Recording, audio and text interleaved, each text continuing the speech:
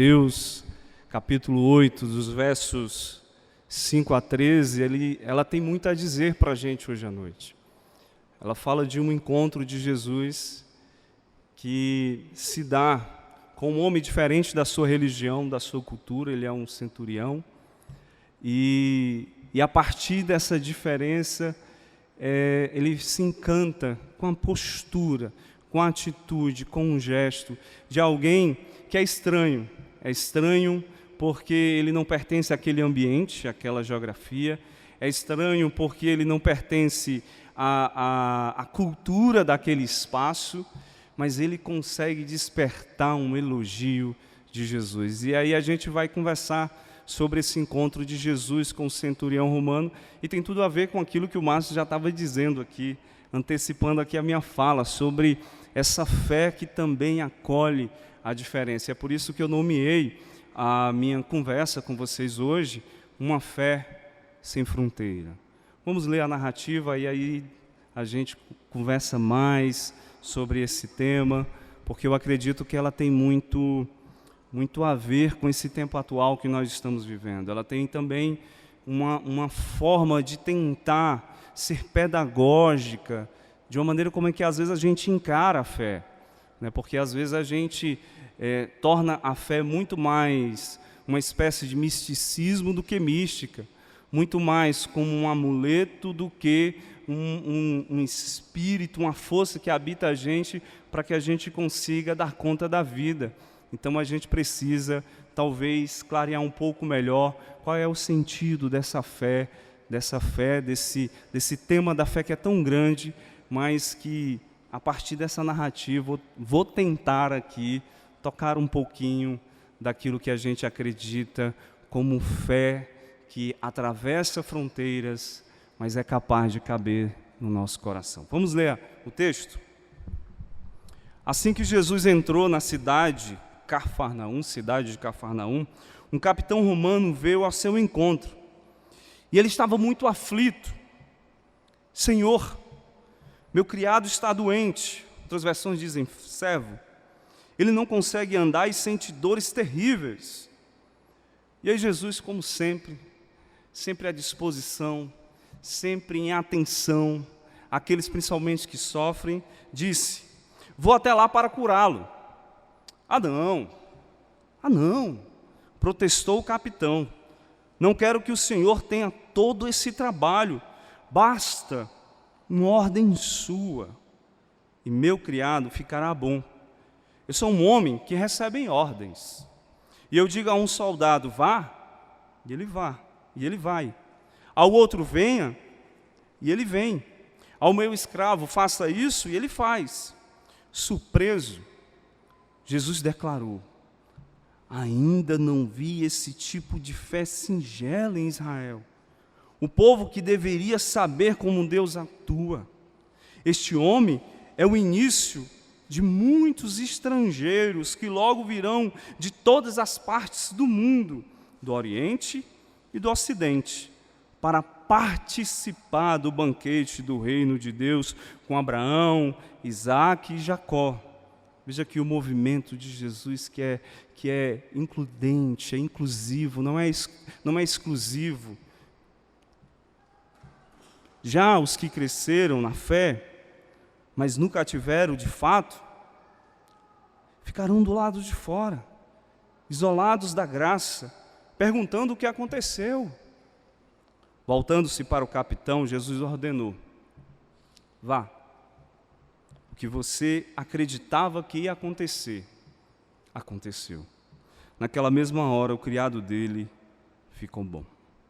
Vamos ter um tempo de oração nesse momento? Deus, a gente precisa, mais urgente possível,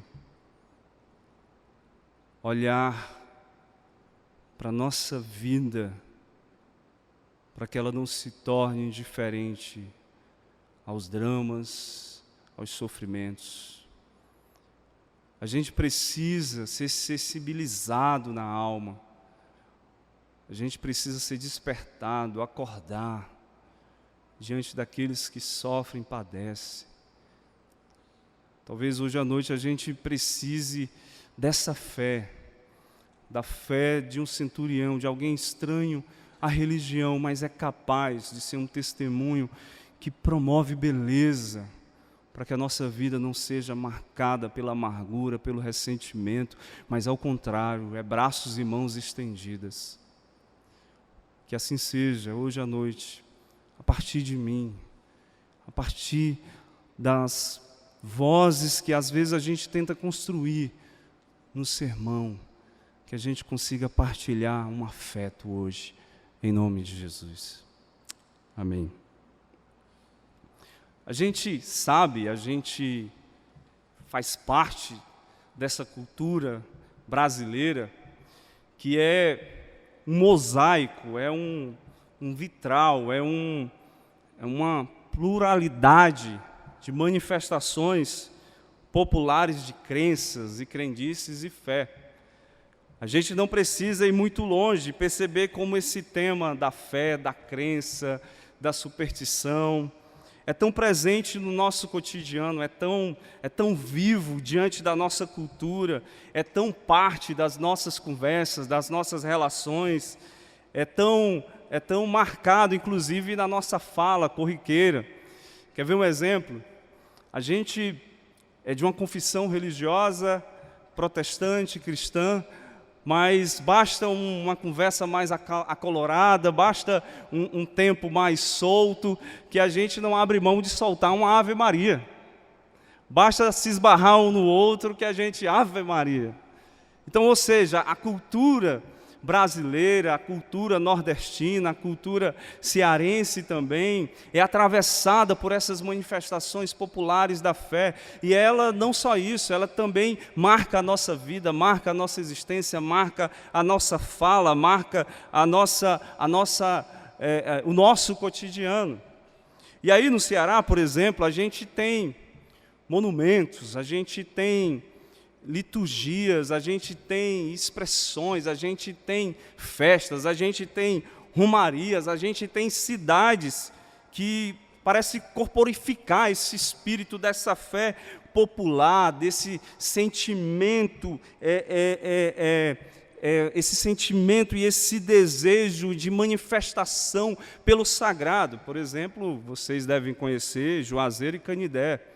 Você chega em Juazeiro, você chega em Canidé, você se dá conta de monumentos, estátuas, mas não só isso. A economia da cidade parece ser aquecida por esses símbolos. A cultura, o artesanato também produz toda essa manifestação.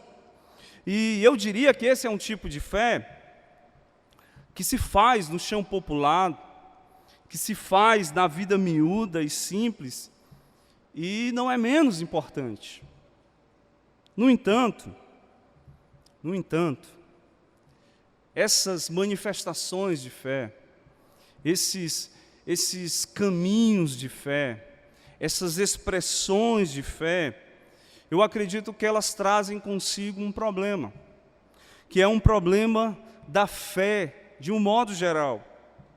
Eu diria que o problema que elas trazem é que, a partir das manifestações, das expressões populares, das romarias, dos caminhos, dos itinerários que se aproximam dessas cidades, desses monumentos, ou até mesmo da liturgia que se pratica, esse tipo de fé, é muito mais uma transferência da vida, é muito mais uma transferência das dores, é muito mais uma transferência dos conflitos e uma busca imediata de que, de alguma maneira, a vida seja facilitada, de alguma maneira o objetivo que a gente tem dos nossos planos, dos nossos sonhos, sejam atingidos. É muito mais uma busca de debilidades para a fé e para esses movimentos, do que se tornar e ser uma pessoa de fé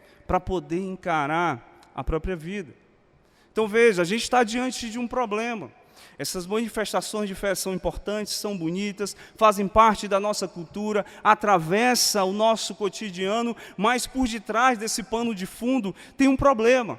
O problema é que muitas vezes essa fé é um artifício, é uma demanda para negar a vida. É muito mais uma fuga do sentido do que a vida propõe, do que realmente um encarasse, uma coragem, um enfrentamento. Então eu diria que essa fé é muito mais desejo e aspiração do que enfrentamento e coragem. Essa fé é muito mais uma espécie de fuga e ilusão do que reinvenção e criatividade. Mas espera aí. Não é apenas os irmãos católicos, da tradição católica, que constrói o seu alicerce a partir desta fé.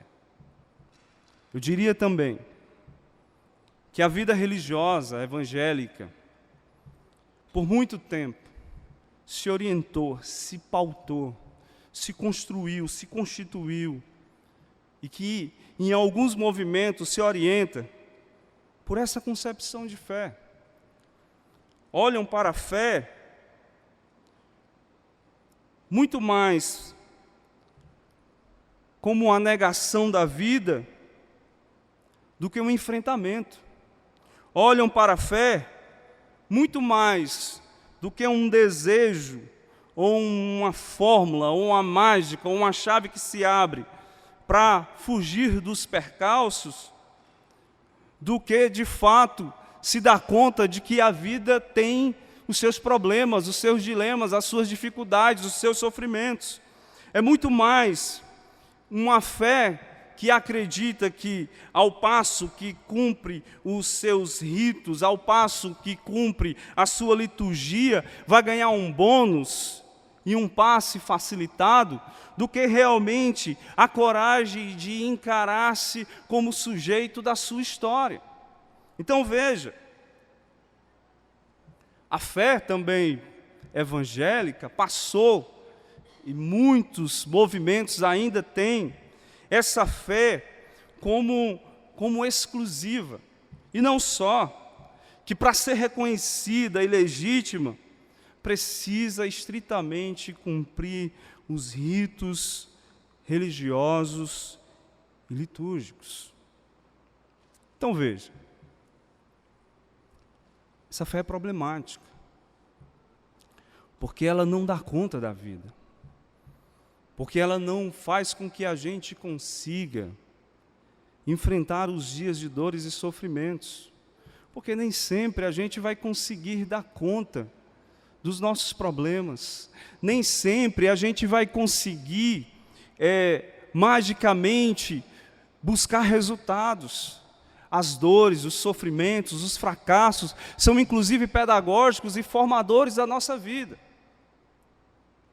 Então, antes da gente entrar na narrativa que a gente escolheu hoje, a gente precisa se perguntar por que ainda essa fé popular se faz presente, ainda é parte da nossa cultura religiosa, é parte, inclusive, ainda de alguns conceitos nossos que a gente ainda guarda. E aí eu, ousadamente, rabisquei 3 questões aqui que eu acredito, que faz com que, de certa forma, seja mais fácil a gente apelar a esse tipo de conhecimento de fé, seja mais fácil e adequado que a gente se conforme com essa expectativa que a fé pode trazer sobre a nossa vida. Quais são eles? Primeiro, em um país onde 6 pessoas detêm a riqueza dos 100 milhões mais pobres, o que restam, ou o que resta aos mais necessitados, se não a busca por um bocado de sossego, por um bocado de promessa que acredita que a vida vai sim ser facilitada? Em uma sociedade onde os serviços de saúde são precários, onde buscar a saída para um bem-estar, se não às vezes numa repetida oração ou reza, em uma cultura onde somos medidos pelo desempenho financeiro, Por que não fazer uma fezinha na mega? Então veja, eu acredito que é importante a gente fazer esse recorte histórico aqui, para a gente entender porque muitos de nós ainda não abriu mão dessa compreensão de fé. E eu diria que não se trata apenas de uma questão teológica, mas principalmente cultural e existencial. É óbvio que uma vida marcada pelo sofrimento faz com que busquemos respostas simplistas e empolgantes, e não é à toa que cresce cada vez mais o movimento dos empreendedores e dos coachings da vida. Não é à toa, porque essas pessoas propõem respostas simplistas e de certa forma, tentam iludir, seduzir a palavra, a gente para entrar em determinados ramos de segmento que parecem, como mágica, nos tornar ricos. Então veja, muitas vezes, essas respostas simplistas e empolgantes, ao final do seu percurso, o que é que ela gera? Ela gera mais frustração e ressentimento do que esperança e ânimo. Essa ideia da fé popular, essa ideia da fé que se acredita que a partir de uma mandinga, a partir de uma oração, a partir de uma reza, a partir de um movimento andarilho, vai fazer com que a vida seja sem percalço, sem dificuldades. Essa fé, em vez de produzir, fazer com que haja profundidade na gente, em vez de fazer com que a gente amadureça como pessoas responsáveis, muito mais vai nos dar uma espécie de escapismo e conformismo do que nos fazer a colocar adiante do nosso próprio caminho, do que fazer e vitalizar a nossa história para que a gente seja capaz de construir o nosso próprio destino. E aí, eu ressalto aqui que é importante já a gente começar a olhar para o texto, olhar para essa narrativa aqui, olhar para esse texto aqui, não como um milagre da cura do servo no centro da nossa análise. Porque senão eu não vou ter o que pregar para vocês e dizer. Jesus curou, o centurião ficou feliz, o servo curado, e terminou a conversa. Mas a gente pode fazer uma outra análise. A gente pode olhar para esse texto, para essa narrativa, e entender que a fé não serve a esse propósito de apenas estabelecer a cura de uma pessoa. Não é essa a utilidade da fé. Sabe qual é a utilidade da fé? A fé é útil não para nos abrir portas externas e miraculosas, mas para nos fazer enxergar realidades indispensáveis que devem habitar o nosso interior. Esse é o sentido da fé. O sentido da fé não é que eu ganhe um passe facilitado para a vida, mas ao contrário, que minha vida se encha de coragem para que eu enfrente as suas dificuldades e os seus percalços. E aí a gente pode se perguntar,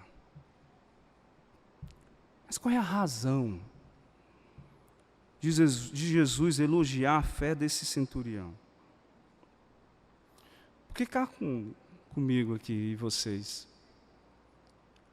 como é que Jesus vai elogiar a fé de alguém que é fora da sua religião? A gente precisa lembrar, ele é romano, de uma outra cultura. Ele possivelmente é politeísta, ele tem adoração de vários deuses. Por que Jesus vai elogiar a fé de alguém que é de uma cultura estranha? Como é que Jesus vai elogiar a fé de alguém que nem canta as músicas do Márcio? Nem se faz presente na reunião de liderança do domingo? Nem cumpre o ritual do culto dominical, mas mesmo assim, é uma fé admirável, elogiosa. Como é que Jesus é capaz de elogiar alguém como exemplo e testemunho de fé. Se o rosto, e a gente precisa lembrar, ele é centurião romano, ele comanda 100 homens bem armados naquele distrito de Cafarnaum, para qualquer tipo de movimento que houver contra o império ser imediatamente debelado. Ele é o rosto da opressão. Jesus elogia esse homem como um rosto, com um rosto de memória, de poder, em vez de ser uma voz pacificadora. Eu acredito que Jesus reconhece aqui, nesse homem, no centurião de Cafarnaum, um empenho que faz parte desse sinalizador da boa-fé. Qual é? É um empenho de gente que está comprometida em cuidar de quem sofre.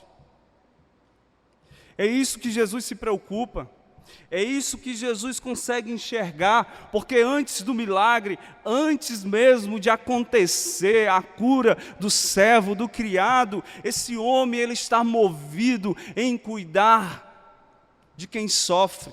Esse homem está movido em ter atenção a esse que sofre. Antes de articular o conceito, antes de se preocupar com os ritos e linguagens do culto, o que move esse centurião é um afeto necessário e fundamental para que a minha vida, a sua vida, não seja endurecida e insensível. Qual é? A compaixão. E essa fé não se limita. Ela não se limita ao dogma, ao rito, ao espaço do culto, à cultura. Por isso é sem fronteira. É por isso que Jesus enxerga beleza nela, porque essa fé ela se faz, ela se molda, ela se constrói na atenção às vidas sofridas. E aí a gente precisa fazer um recorte importante aqui, porque na cultura judaica, toda e qualquer pessoa acometida de alguma doença era vista como alguém que foi penalizada por Deus. E esse homem, que é fora da religião judaica, não apenas tem a preocupação para que a vida seja restabelecida do seu servo, mas ele tem a coragem de hospedá-lo em sua casa. Vocês começam a enxergar a disposição dessa fé, começam a perceber a coragem dessa fé. O que é que esse homem faz? Ele tem a ousadia de se comprometer com aqueles que são vistos como malditos e malditas. É isso que ele faz. Mais uma vez, o fato na cultura judaica de alguém estar acometido de alguma doença é sinal que foi castigada por Deus e por isso, e portanto, era visto como maldito, maldita. E esse homem tem a coragem de hospedar e lutar pelo pronto restabelecimento da doença, no caso da vida desse servo e do seu criado. E mais do que isso, coloca e está em sua casa. Ele diz o seguinte: eu estou comprometido em fazer com que a vida daqueles e daquelas que são percebidos como malditos nessa cultura possam ser cuidados, possam ser cuidadas, possam ter as suas vidas dignificadas. Preste atenção. Este centurião, cheio de regalias e poder, se submete a gastar o seu tempo, a sua atenção, a sua energia, o seu prestígio, para que o seu servo seja devolvido a uma condição digna. E é esse movimento que salta aos olhos de Jesus, alguém que enxerga que uma vida de fé é e será movida por cuidado, diligência e urgência aos que mais necessitam. O que importa para Jesus não é o final da cura, a cura é consequência.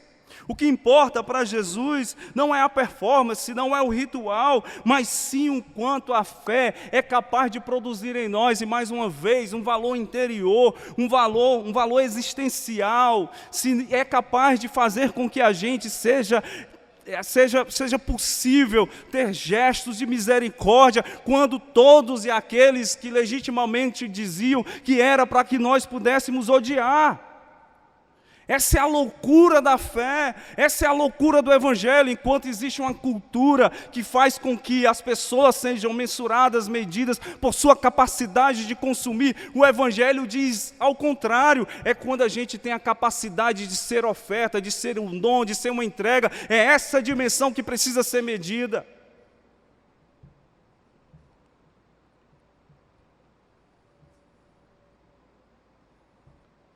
Jesus sabe o que o centurião representa. É o homem do poder opressor. Mas é engraçado isso. Ele é a figura do poder opressor, esmagador daquela sociedade. Mas ele, estranhamente, escolhe não seguir o roteiro que foi destinado para ele. Ele não escolhe a crueldade como seu roteiro, como a sua trajetória de vida.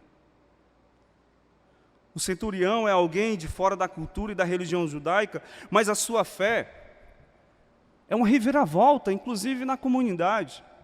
Por que eu estou dizendo isso? Se você ler o capítulo 7 de Lucas, vai falar um pouco mais de quem era esse centurião. Ele se estabelece ali por norma e por, entre aspas, destino da sua vida, mas ele abre mão de ser alguém que tem a cara do poder. Ele é alguém que abençoa aquela comunidade. Os judeus, lá no capítulo 7 de Lucas, vai dizer que ele constrói uma sinagoga. E aí algumas versões dizem que ele tinha simpatia por eles.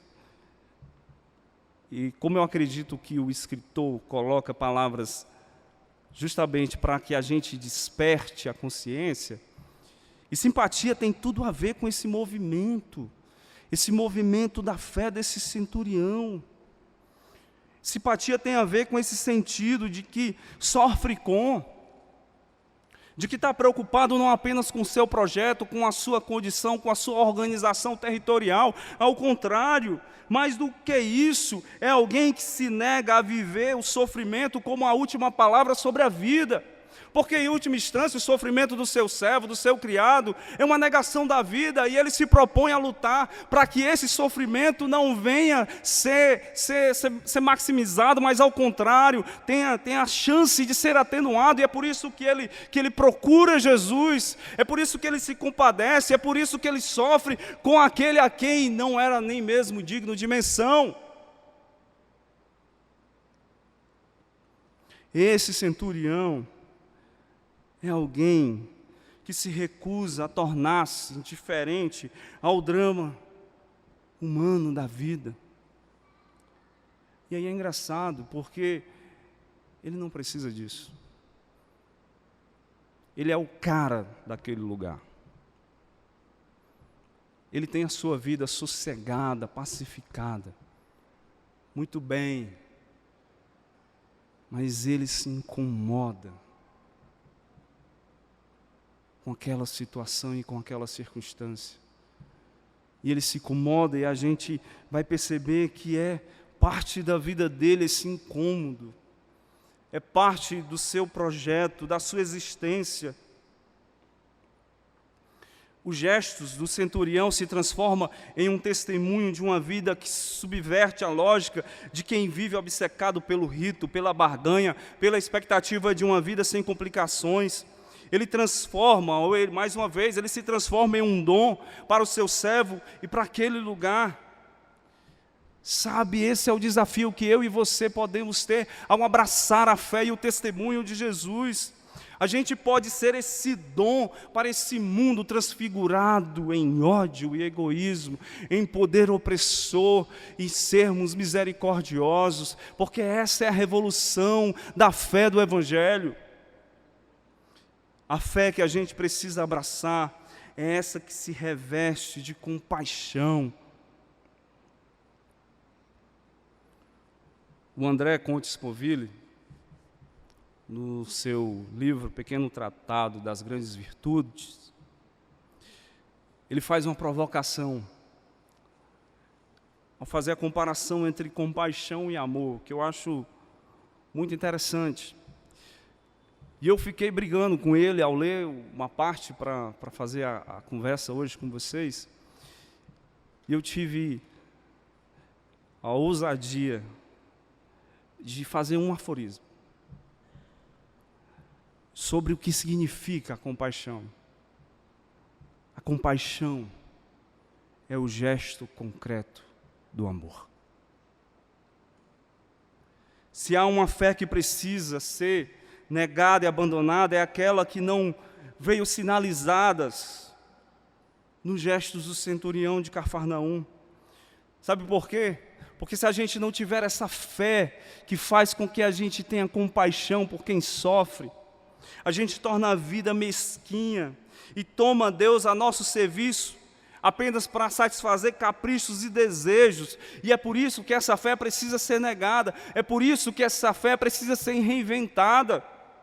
A fé do centurião é esta: ela move o seu poder, o seu status, a sua condição. Sabe para quê? Para cuidar daquilo que está ao alcance das suas mãos. É isso que eu e você precisamos fazer. Nós precisamos olhar para a fé não com um serviçal de si mesmo, para si mesmo, mas ao contrário, de como nós podemos servir ao mundo e às pessoas, de como nós podemos amenizar os sofrimentos, as dores daqueles que são odiados e odiados por sua condição, de como eu e você podemos testemunhar contra as injustiças, de como eu e você podemos ser esse referencial de dizer assim: ali é alguém que se preocupa com as dores não apenas de si, mas as dores que estão no mundo.